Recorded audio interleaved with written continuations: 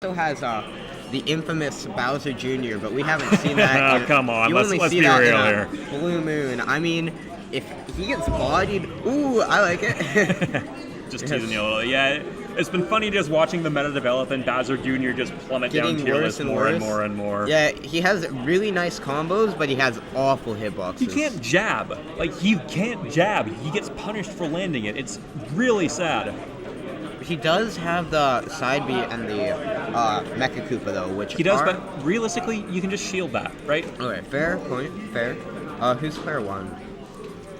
We have Mono as player one, and Kidman repping the Lucario in player two. I like it. This tournament has been... would you consider Xmos beating Starbasti an upset? He has gotten to that point. He's gotten to Game 5 multiple times, but he's never beaten him before. I'm going to say it's a small upset, but I still would consider it an upset. Okay, Lucario versus Corrin. I consider this matchup to be in Corrin's favor. She kills generally quite early and can outrange Lucario badly. One of the issues that Lucario does have is having fairly stubby limbs. He gets stuffed out a little bit by sword characters. We've got... we got someone mourning Sarvi in the chat here. Good movement coming out. Really liking... Yeah, both players just kind of... They're not really playing to aggress. They're kind of just... well, I bite my words as Mono goes for the full hop fair. And great call out with the Kidman catching the jump with the Aura Sphere. Fairly safe, fairly non-committal. Yeah, we're seeing some overall good option. We're seeing some very clean mobility come up from Lucario here. One of the things to watch throughout the set is, much like Cloud, he does not need to perform an extended dash dance to dash dance. He can just rapidly go back and forth. Makes the tech very easy and makes it something that Lucario's rely on a lot, as we're seeing there. Oh, a little bit of an air and dash attack, but gets away with it. We see the true conversion coming in. That can kill extremely early and be a guaranteed with a little bit of aura on Lucario. Good attempt at the 2-frame, but doesn't manage to catch it. Back to neutral. Corrin manages to land. Both players just bounce back and forth. Just going to get out of there. So Lucario has reached the percent now where back air is extremely safe on shield. But it is very punishable if it's punished. So I think the best thing to do against Lucario in the air most of the time is just to throw a hitbox in his face. If he tries to B-reverse the Aura Sphere, it will get traded with, which is an unfavorable trade for him. And if he tries to throw one of his own hitboxes, Corrin will beat it up. The only thing is, Corrin doesn't really have any aerials that kill that don't come out fairly quickly. Except maybe the up air. Up air. She's got a good up air. Okay, the up air, yes, but I guess it's town and city, so it is favorable. But I would say that this game is in Kidman's favor right now. Just because of how much that almost killed. If he manages to land another one of those force palms, it will absolutely take the stock. One thing that Corrin is really good at, though. This is it. Yes, that's just... almost looked like he could DI it. Yeah, even cross stage. Lucario at that percent is ridiculous with that. Lucario's a brutal character. Yeah. A monster. Very punishing to play against. Ups to recover low. I like how Kidman's just going on a tear today. Oh boy. Yes, Xmos and Kidman going on tears today. Even on town, I'm surprised that didn't kill. Lucario being what I would kind of call the last heavyweight character. The very bottom of the heavyweight bracket. Oh wait, is this winner semis? Yeah, it is. Yeah, I believe it is. Oops, I've had it as winner's quarters the entire time. Sorry about the mix-up there, guys. And just like that, Mono bringing Kidman back to his second stock. Yeah, so Lucario does have quite a good combo game with no aura, but it'll still be a little while before he becomes truly scary. Ooh, we saw the jab reset, off. yeah. So the neutral air has incredibly low knockback, which makes it great for jab resetting and great for converting into a grab, even at extremely high percents. Overall, good move. One of the better nairs in the game. Up there with Falcon's nair, Corrin's nair.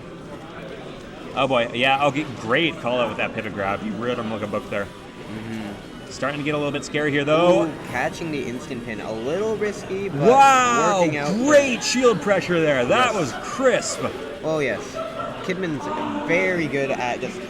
He's trumped. He's got to land. Extremely good. Aura Sphere pressure.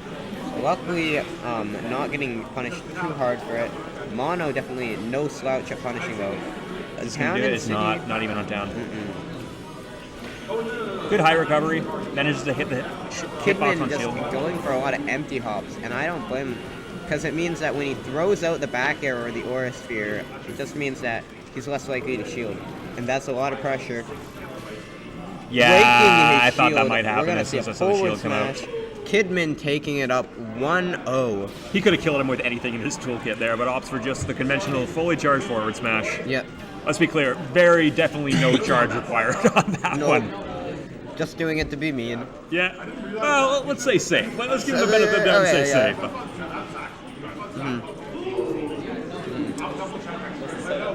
This is 1-0 Kidman favor. Okay, starting game 2, going to Smashville. I like it. Kidman's run looking sort of reminiscent of Xmos's Rest in Peace run. You can say that, man. We'll see how it works out. I didn't know anything about Kidman before today, but his Lucario has been doing work for him. Tearing through PR.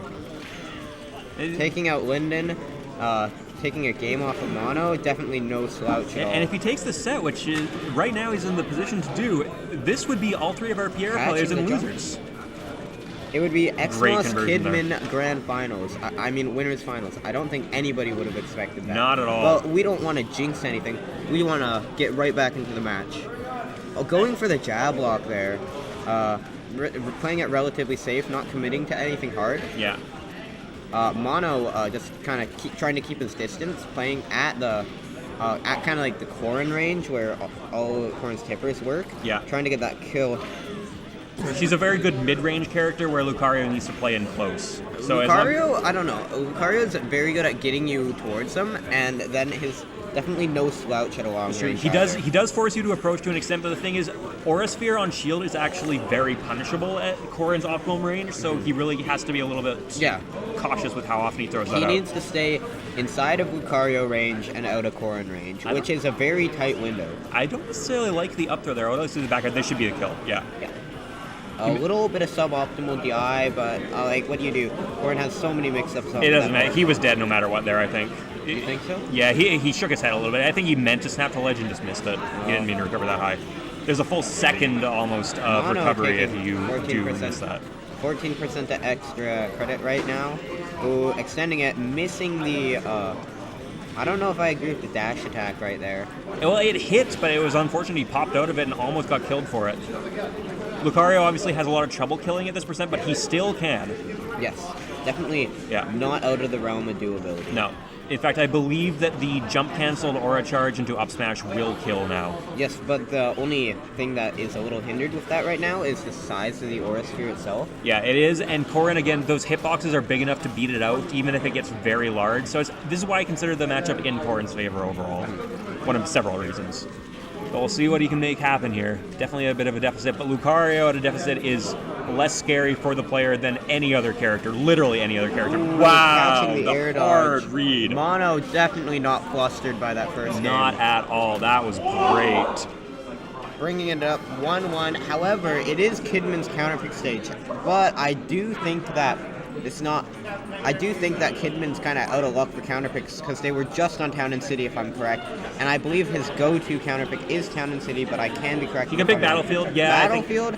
This is Corrin and Lucario seem like they have a pretty similar spread of stages that are good versus stages that are bad for them. Corrin, obviously, great mobility on the platforms, able to cover them with her large aerials very well. But Lucario, what Lucario wants to do is survive, and this is the stage to survive on. Oh, yes. Great combo coming in. Lucario also has a lot of recovery mix-ups on Battlefield. Like, one of his coolest things, one of his best tools, is he's able to actually go under the stage from one ledge to another with ease, as long as he has a sizable amount of aura. And he can actually build it up on the stage too. And the ledges make it fairly easy to drop down from ledge and then B-reverse aura sphere onto the stage. Huh, good tech. Yeah. You have to wall jump though. Yeah. So this matchup so far is kind of how the matchup is supposed to go, right? Lucario is getting bullied in neutral right now. He will. That's kind of the nature of the character. But once he starts coming alive a little bit, he really doesn't need a lot. Ooh, I believe that probably actually would have killed him. Looking reminiscent of 2 versus 0, going for the up smash read. That's gonna do it. Wow. Putting Kidman at a very unfavorable position. He has no aura, only has 50% on mono. Yeah. Now, it is worth noting Lucario does get what I've heard described as the Anubis factor, whereas if he's down a stock after 8 seconds, he gets a little bit of extra aura. Still, though, at 7%, he's not a scary character. Yeah. character very reminiscent of the Egyptian god Anubis. A little bit, just kind of a dog guy. Yeah. Okay, chasing it. Ooh, going for the air dodge roll read, my bad. Yeah, at this not quite getting it, but definitely not a bad option. Just Pretty guess strong. safe. Had to guess strong. It wouldn't have killed, but it would still would have been some nice damage, and I believe it was. Is this going to do it? Yeah. Great movement into the B reverse there. Oh, yes.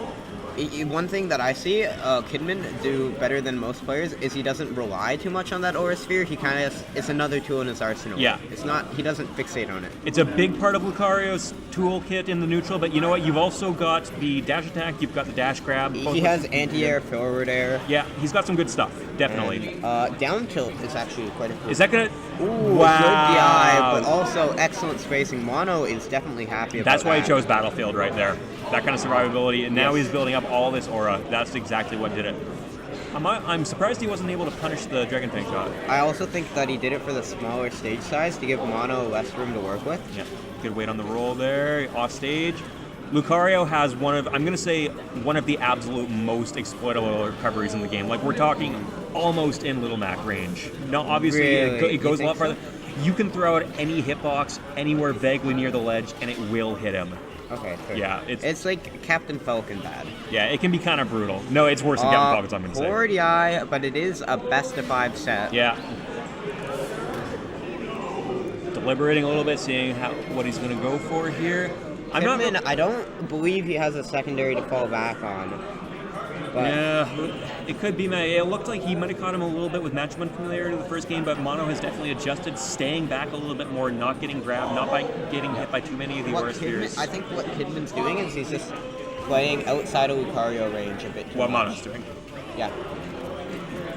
Yes, and Kidman's just having such a difficult time getting inside of Lucario's range.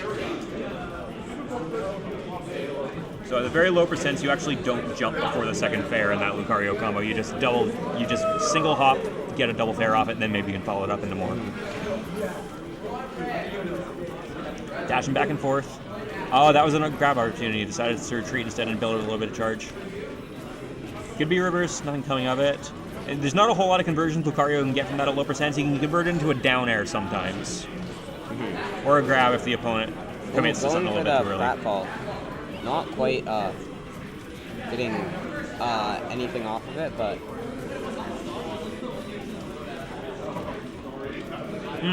that wasn't a pivot grab. Good conversion, yeah.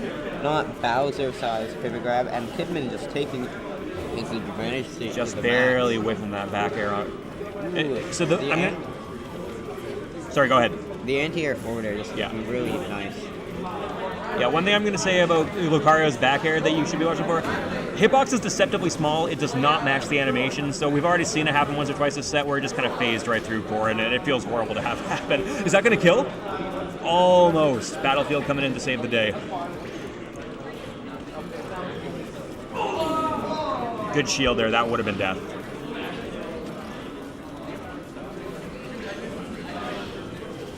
Is this going to do it? Yeah, it's going to do it.